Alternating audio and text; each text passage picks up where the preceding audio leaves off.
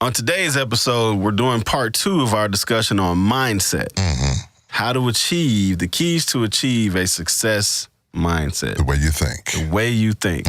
In this episode, we're going to cover how to achieve an empathetic mindset, a hustle and grind, aka what we persevering mindset, and a spiritual mindset. Yeah, it's got to be connected, man. That's it. So grab your pens and your papers, open up your favorite note app on your iPhone or Android. Write it down. But first, the intro.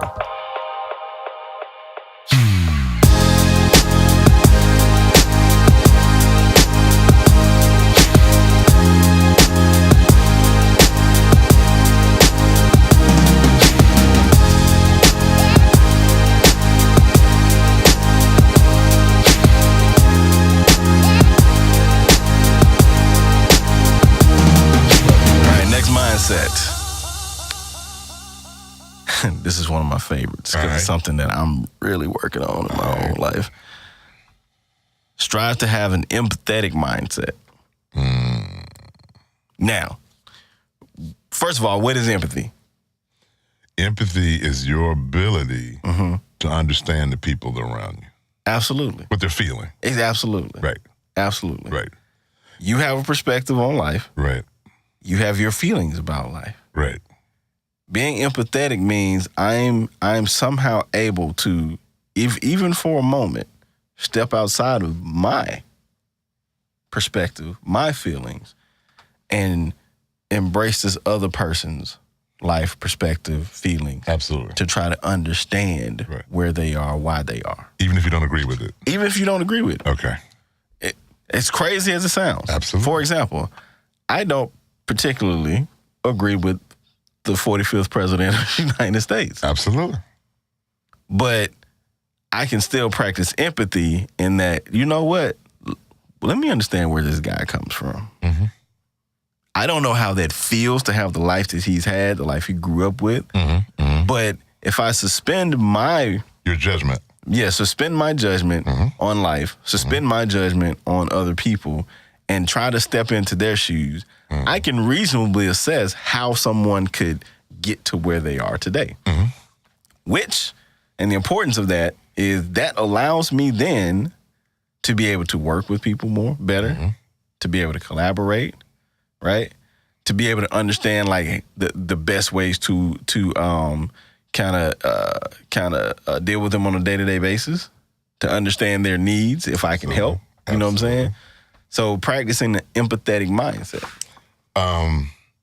It is a tool. There's something out now, and we call it emotional intelligence, and it supports this. I was talking to a senior leader in a very large multi-billion-dollar corporation, and we were talking about several people that they were assessing for possible roles in moving up in leadership. And this was a quote from him. He said, "I really like this guy. He's a hard worker. When you give him a task, he knocks the ball out of the park, but he's lacking in emotional intelligence." Now, the reason why you want that in leadership, and I know we're going to get to leadership in another podcast, but you want that because in order to lead people or deal with people, you need to have an idea about what they might be feeling. If I see a heavy object fall on your foot, I need to understand at the moment that you say, ouch, that you're not having a good day. No, you're not having a good day. Right. Now, I could have no empathy and glad it's not my foot. Right. But the reality, if I'm going to deal with you, I need to know, that just happened. That probably wasn't a good thing for him. And that actually gets you leverage. Yes. When you have empathy, it gets you leverage in relationships. Right. It's something that I think just even in your everyday life, practicing empathy could change a lot of situations and how they're handled. Right? Whether we're talking about church, whether we're talking about work. Any relationship. You know what I'm saying? Whether we're talking about politics. Yep. You know, at home, you know. Definitely. Like, yeah. I mean, there are many areas where I feel like if we would practice as humans, if we would practice more empathy, situations could be handled a lot differently. With a lot less noise. noise, yelling, fighting. So real quick before we get into tips on how to kind of achieve this mindset and maintain it, right? As it relates to career growth, there's something to, and we've covered this in a previous episode too. There's something to building positive and authentic relationships with the people around you in your organization. Whether that be your peers that sit next to you and work on your same level, whether that be the decision makers above you, your managers, your directors, your VPs, right? Absolutely. Being empathetic, even to that horrible boss, which we've covered in a previous episode. Being empathetic, even to that annoying, judgmental, negative coworker that sits beside you every day, can have a tremendous impact. Because somebody's going to see that. Somebody's going to see that, hey, he's not letting Stephanie get to him. Absolutely. He's not letting Daryl get to him. Absolutely. You know, the way that he's treating his coworkers, the way that he speaks with his manager, the way that he tries to understand his manager, right? Yep. You know, so somebody sees that. And to me, that type of stuff goes a long way. And it's even better than just climbing up the ladder. Let me share what I listen to. If I'm listening to a young professional come up and they want to move up, I listen for I statements. When I hear a ton of I statements, I want, I will be, I will achieve, I, the person may be bright, they may be motivated and all that good stuff, but what they are lacking, I want to hear some we. I want to hear some statements that let me know they understand they're in an organization. Right. In order to do that, they've got to think bigger than themselves. So empathy, basically, you are moving beyond that selfish perspective. Yes. And you're looking at it bigger picture.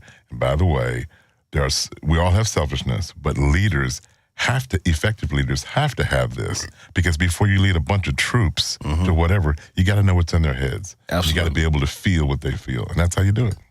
All right. Pen and paper time. Tips. Yes. First one, find out about the people around you. Get to know them. I want to know about your kids or your family, what you like, what you eat, do whatever. And some of us who may not be as social, it's still powerful, because as a person, we now can have a stronger relationship. I can show more empathy to you. Right. Put aside your point of view. It's the main principle of empathy. Absolutely. You know, about them. Yeah. We're working on this project together. Yep. In my mind, the way that I'm doing something is absolutely more logical and more efficient than how you're presenting it. Absolutely. But you have strong opinions too. Right? Right. So what are we going to do? Right. Somebody has to be empathetic in their point of view and try to bridge the gap. Being empathetic means like, okay, cool. Let me understand why this person is fighting so strongly for this point of view. Let me put my point of view to the side. Let me put my feelings on the situation to the side and try to embody this person's shoes for a moment. And if you start to hear a bunch of strong emotions, you know the depth of what they're feeling. Exactly. Number 3. Number 3, actively listen. Yep. Dude. Talked about it when we talked about effective communication. That's another whole show. Yeah. I got to get locked in and listen. Not to listen to argue. Right. For those of y'all are married out there. What typically happens, you say something, your spouse says something back. You're not listening to them because you've heard that 400 times before. Yeah, absolutely. You're working on your response. But they already know what that's going to be because they've heard that 400 times before. And usually you're about 3 to 4 transactions ahead and nobody's listening. Therefore, there will be no resolution. Yeah, because you're ready with your argument. You're ready with your rebuttal already. Happens at work. In fact, this happens a lot more with people that we know. We listen to strangers. This is really weird. We listen to strangers more than we listen to the people that Which is craziness. We do. Because we don't think we know them. We take for granted that we know everybody around us. Spouse, kids, people at work, boss, coworkers. And we almost believe arrogantly that there's no facet of them or the way that they think that we're not already up on. Which is crazy. Stranger we don't know, we'll listen. We don't even know the people around us, to be honest with you. Last one, number 4, validate the perspective of the other person. Yes. Even if it differs from yours. Yes. It's valid to them. Yeah. Yes. That's it. I mean, like I said, those are the key principles of empathy. Absolutely. Next mindset. And I call it this, have a hustle and grind mindset. Ooh.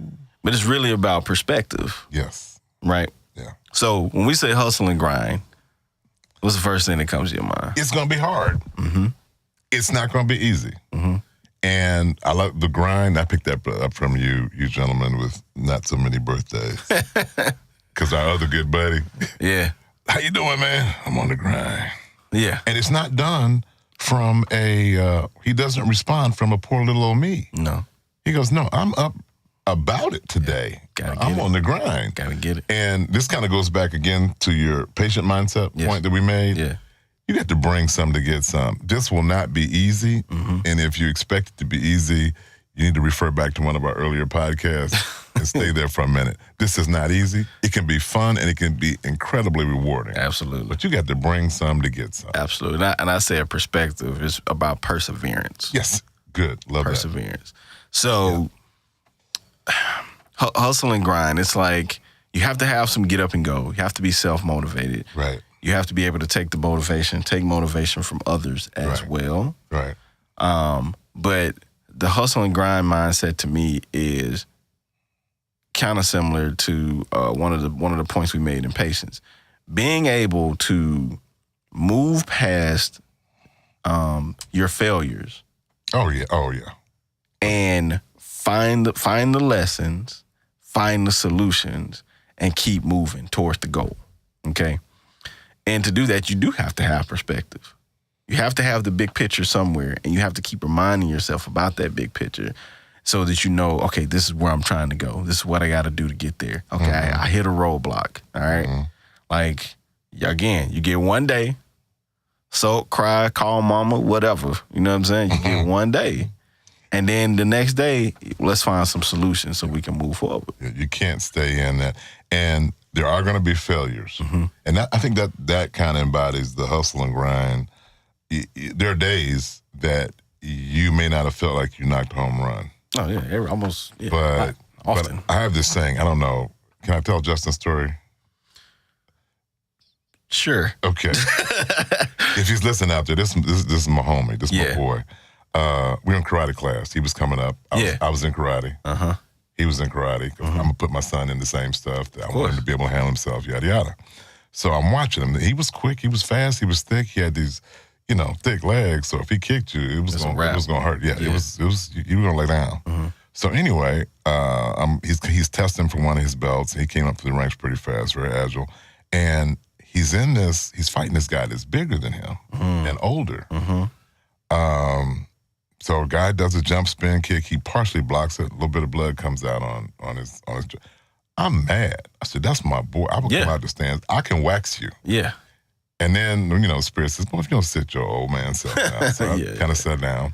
And rather than, I'm hurt, I watched him look at his glove, kind of spit blood down on it, and then look at the dude. I said, "Oh snap! He about to get it. My boy about to get. He about busy. to get it." So he got busy in it. I mean, he took him out. So I'm in the locker room late. I'm so proud because as a pop, I don't want my boy to be a wuss. Nah. Okay, so I'm in the locker room like, that's my boy, man. I got tears in my eyes. I'm trying to man up. You're like, yeah, man, that was good. He said, he's spitting blood out. He said, just because you get hurt don't mean you have to stop fighting.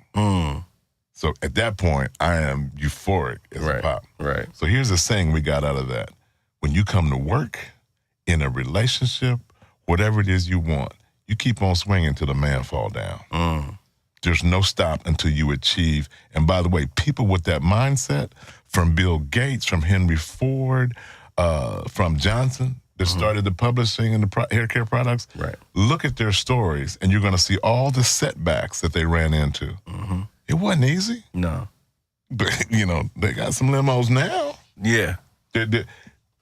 You keep on swinging till the man falls down. Now, that's where my higher power comes in.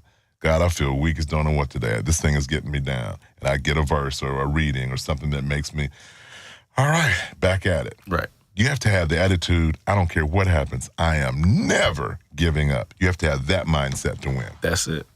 I mean, that pretty much embodies, that's what the hustle and grind mindset is. Never giving up. Never giving up. And I mean, and that's easier said than done for most, because you have some people that, I mean, they're, it's hard for me to call it their natural disposition, but to me, yeah, but it is. But here's how I feel about a lot of this, right? Okay. Oftentimes, like, our current mindsets, whether positive or negative, are a result of a collection of experiences that have brought us to a point. Absolutely. We are programmed. Right. Absolutely. And so that's why I say it's hard for me to say their natural disposition. Their current disposition is to, when failure strikes, right, no matter how small or large, they go into, not complaint mode, but they go into self-pity mode. Yes. And they stay there. Yeah. And like, the longer you stay there, the more that becomes a larger part of your mindset. So now when the next failure comes, spot on, self-confidence starts to go, self-pity starts to take over, you know what I'm saying? And then you just stay there.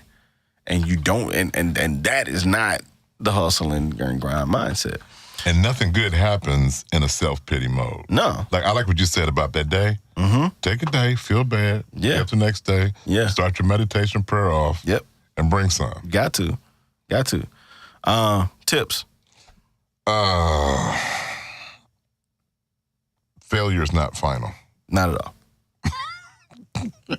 Not at all. Like, I've said it the whole podcast. Take a day.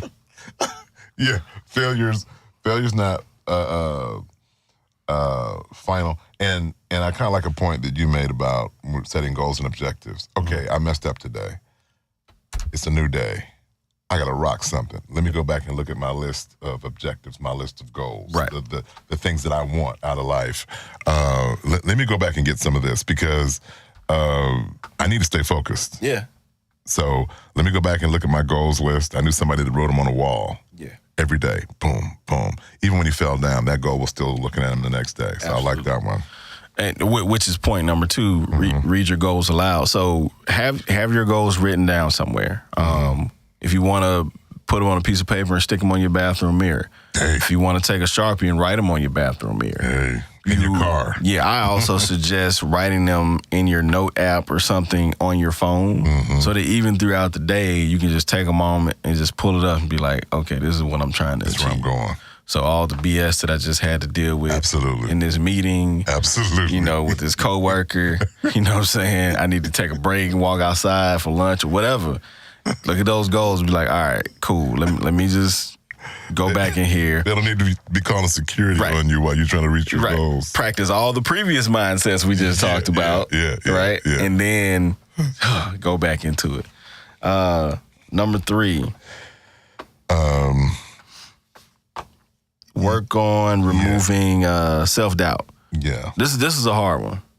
This is a hard one, especially when you've already kind of gone down in that valley. Well, you know, we all have insecurities on some level. Absolutely. And everybody knows, I don't care how much they tell how great we are, we got some insecurities. I use, you know, affirmations that I've written. I actually use retrospect now, and this is a faith thing. So here's what happens. I look back at my life and realize that my higher power, who I call God, has delivered me from a bunch of stuff. Which gives me the ability to go, if he brought me through all of that, can he get me through this? Gotcha. I like so, that. You know, if I sit up and tell you, you know, the last 35 years of what I've done and the growth and the chairs he's let me sit in and the countries he's let me work in and the things he's let me run and lead, man, there's no way in the world I could have done that without my higher power. So what happens is, when I'm faced with this situation, where here goes another roadblock. Right. I go to the serenity prayer. There's some things I can't change. God help me accept those. Right. The things I can do, I'm gonna get up off of it and crank. That's it. And the rest of that, I'm gonna go to bed, man. Lastly, I like this one too. It goes back to that growth mindset. The things that you do not know are opportunities for collaboration and or an opportunity to develop the skill. Yeah. You know what I mean? Yeah. And so part of being that hustle and grind, like I said, is perseverance. Yeah. So, and I put that point down here because sometimes we hit blocks and it's like, man, like I don't know how to do this, and we'll let it stop us from continuing to pursue that thing. Yeah. Yeah. And it's like, no, Google exists today. You know what I'm saying? It's very easy to learn a skill. It just takes some work. You know what I'm saying? Yeah. Or, hey, if you don't have time or you don't have the patience, you need to work on your patient mindset, one. Absolutely. But even still, that's also an opportunity to go find somebody who does know how to do that thing and collaborate and learn from them in the process. Every pause is not a setback. No. Sometimes it is a perfect time for us to learn and do something new. Right. And if we're talking about the growth mindset, we're going to have a bunch of these. Here's one, and this is kind of meta, but it's our story with this podcast. Mm-hmm.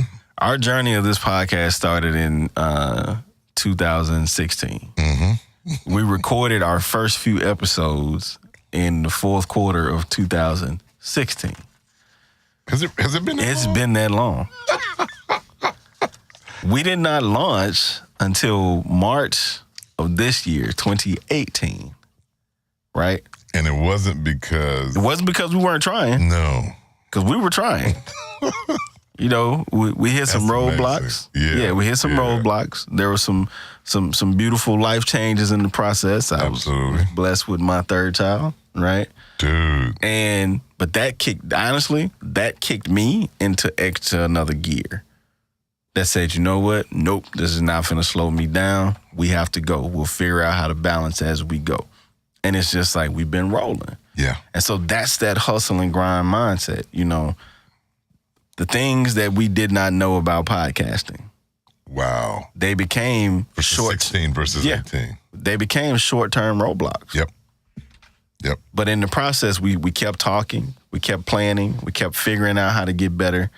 And then by the time we launched, we had a flow down. We knew how to distribute it. You know what I'm saying? And like all these things we end up learning over the course of those pauses. So nothing happened instantly. No. All right. Last mindset before we get out of here. And this is a huge one. It's big. Big. Spiritual mindset. Achieving and maintaining a spiritual mindset. And before we get into it, you know, I like to do recaps. So before we get into a quick recap, the mindsets that we feel you need to achieve a overall success mindset is one, have a growth mindset. Have a positive mindset. Yep. Have a patient mindset. Take your time. Have an empathetic mindset. With the people around you. Have a hustle and grind, a.k.a. persevering mindset. Got to bring some to get some. And then last one, have a spiritual mindset. I need to stay connected. I mean, it's just as simple as that. I need to stay connected. Now, let's separate this from religion. Absolutely. Let's do that with the quickness. With the quickness. I've heard people, they get really upset. You know, I said, I'm a person that seeks to grow spiritually. Yeah. But if you ask me, am I religious? I'm going to tell you I'm not. No. Because whatever that is, I don't know what it is. It's not the group thing. Now, if somebody says, do you go to church? I absolutely do. Let me tell you why. Let me get out of the way. I love fellowship. Yeah. The big guy at church, I get to hug on his little baby. Yeah. You know, I see my son, I see his wife, I see people so it's a fellowship thing. It's the community. But I do not go there to get my connectivity. I must be really honest with you. Right. In fact, if you go to church and you don't daily connect with your higher power, you just wasted an hour or two out of your week. Yeah. You should have gone to a ball game or something. Because you're not connected. No. You bring your connection with you. No. So when I go to church, it's about seeing you guys. It's about fellowship. We eat dinner, yada, yada, whatever. This one is about being spiritually connected. In order to fight, and I know we talked about this in an earlier podcast, in order to fight the war of what's actually happening at work, in order to fight that war, you're going to have to be connected to something greater than you, because at work, and there's only two kind of people in the world. Right. There's the ones that are going the path of light, Yep. and the ones of darkness. You don't know which one you're sitting next to. Nope. Or who your boss is. Sometimes you do, you be like, oh, I know you from the dark side, homie, because ain't no light in there. Right. So because of that, I want to be set up in the morning for success. Like you talked about the mindsets. Yeah. I don't want to worry about you as a boss. Right. No, I don't. I want to be focused on my objective. Yeah. And you're just going to be, and only my spiritual connectivity allows me to put you in your proper place. So, absolutely. That's all. So, to me, the spiritual mindset kind of it's like a dome, so to speak, Yes. over all these other mindsets. Yes. So having a spiritual mindset allows me or even motivates me to have a growth mindset. Like that. Having a spiritual mindset motivates me to be more positive. Having a spiritual mindset motivates me to learn patience. Spot on. To hone that skill of patience, right? Having a spiritual mindset definitely encourages me and implores me to be empathetic. To relate to other people. You know what I'm saying? Absolutely. Having a spiritual mindset says, hey, I'm connected to something greater than myself. And because of that, I have to keep pushing forward. Perseverance. Perseverance. Absolutely.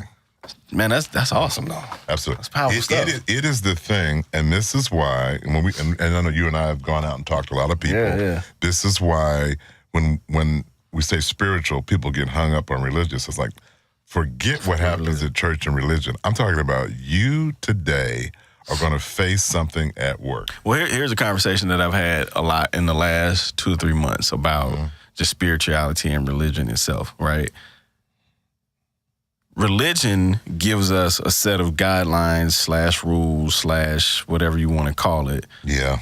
And it's almost like a factory conveyor belt type thing on how we should worship, how we should, read, how we should explore spirituality. Yeah. Right? Yeah. Now, to me, spirituality is way more personal. Oh. Because my experience with God may be different from your experience with God. In fact, I know it is. It is.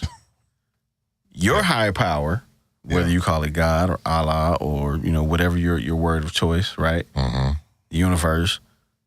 Your experience with that is totally different from mine. I have no clue what you and your higher power are working out and what you're talking about.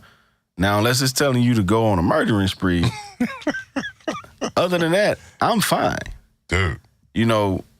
Religion can oftentimes discriminate against people's personal experiences with their higher power. Well, let me And I'm not saying that to kind of put down religion because you need that structure. Yeah. You know what I mean? It is beneficial. It provides the structure for you to be able to interact with your spirituality at times, but you need to take control of that and have your own personal connection to your higher power. Well, that's the part that, to me, I think gets missed a lot. When somebody says a man of faith, and quite honestly, I look at the current environment we're in, and we got people that say they're of faith, and some of the madness they're supporting, I just said, well, I'm going to let God go ahead and handle that one. It's not on me. The spirituality part and the faith part is for me on a personal level. If we never talk about it, Right. I got to be connected. Got to be connected. If we never have a conversation about it. So when people are talking about this topic, it's so personal and it's so volatile. A lot of people stay away from it. We are quite openly advocating. Openly. You need a place to go at the end of the day. Yes. And early in the morning. and I'll say this before we wrap up. Everybody's views and experiences on that topic can be wildly different. And here's the empathy again coming in.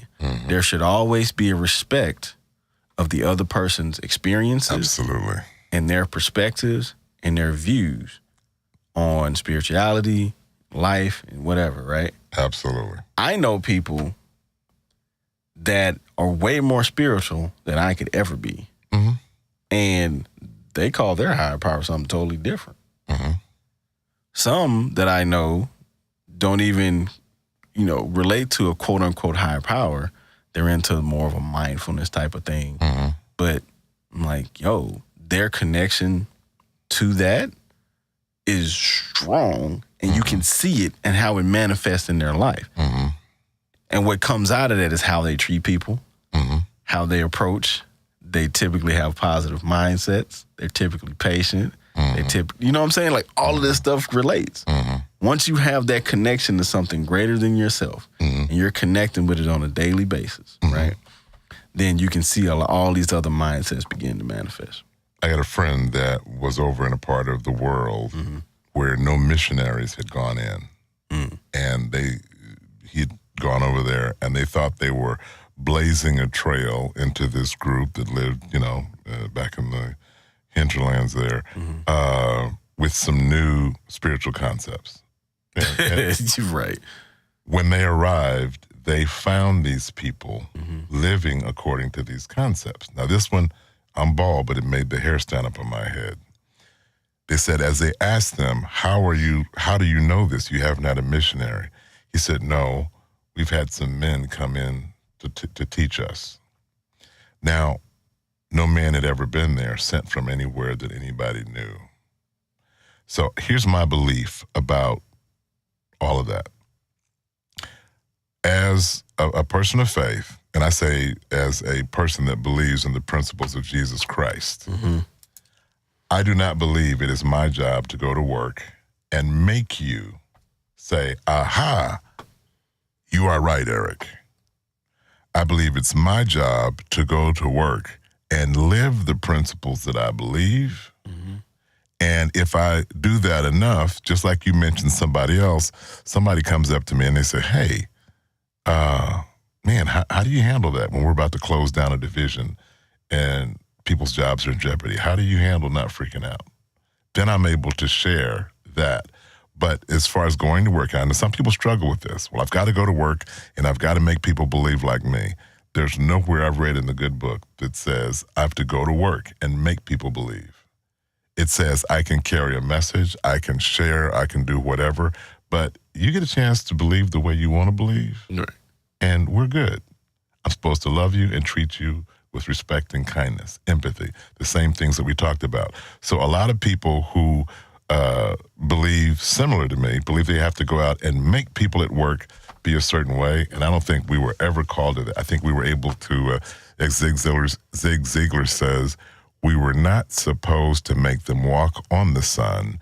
We're just supposed to glow on them a little. That's a good way to wrap that up. Thanks for listening, watching.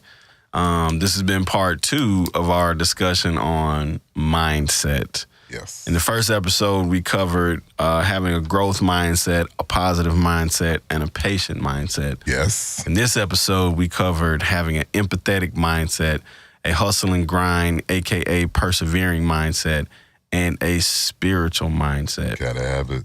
Hey, be sure to connect with us on social media, on Facebook, Instagram, and Twitter at This Is BTC. Make sure you subscribe to the channel somewhere down here. And again, for Eric Kelly, I'm Brian Montgomery. Till next week. Wakanda forever, baby. Wakanda forever, baby.